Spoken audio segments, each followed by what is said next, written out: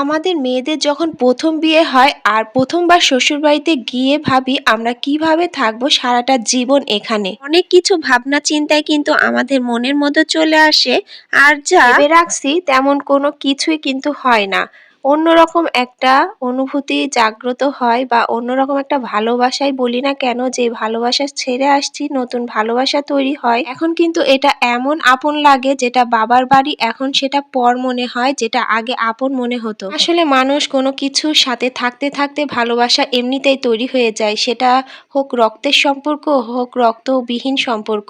আসলে সম্পর্ক কোনটা সেটা বড় কথা না, মানুষই বড়। মানুষের মন ভালোবাসা দিয়েই কিন্তু জয় করে নেওয়া যায়। যাক, শ্বশুর বাড়ি বাবার বাড়ি নিয়ে অনেক কথা বলে ফেললাম। আর এখানে আমি সকাল থেকেই শুরু করে দিছি, সকাল থেকে পাউরুটি সেটা দেখাইছি। আর এখানে ডিম ডিম তো আসলে প্রতিদিন আমাদের চলেই চলে, কোনো কিছু ভালো লাগুক সেখানেও ডিম, কোনো কিছু ভালো না লাগুক সেখানেও ডিম।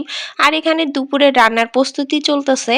আর এই যে অনেক মশলা টশলা সব কিছু কেটে কেটে রেডি। পেজের কাজ নিয়ে কি করব, পেজে তো আসলে মন মানসিকতা সব কিছুই ভেঙে গেছে। পেজের যেই নতুন আপডেট ফেসবুক নিয়ে আসছে এগুলো দেখে আসলে এখন তো বড় ভিডিও বলি, শর্ট ভিডিও বলি, রিলস যেটাই বলি না কেন, কোনো কিছুই তৈরি করতে ইচ্ছা করে না। তারপরও কেন জানো এখানেও এমন একটা ভালোবাসা তৈরি হয়ে গেছে, না পারছি ছাড়তে না পারছে থাকতে, এমন একটা পরিস্থিতি।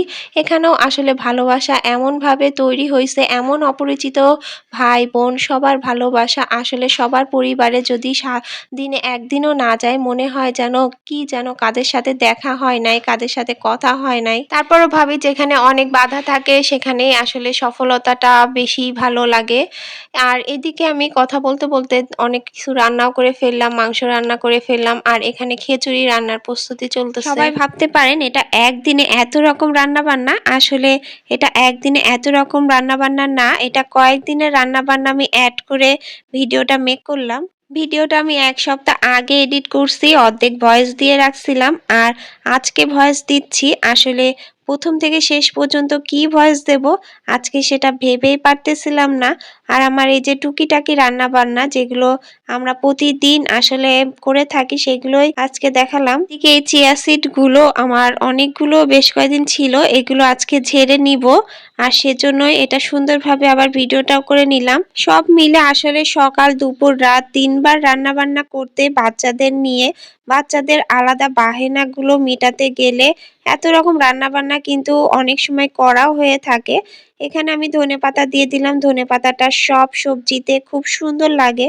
অনেকে আবার সবজির মধ্যে বলি এই জিনিসটা খেতে পছন্দ করে না, তো আমাদের পরিবারের সবাই খেতে পছন্দ করে। আর এটা দিয়ে দিলাম।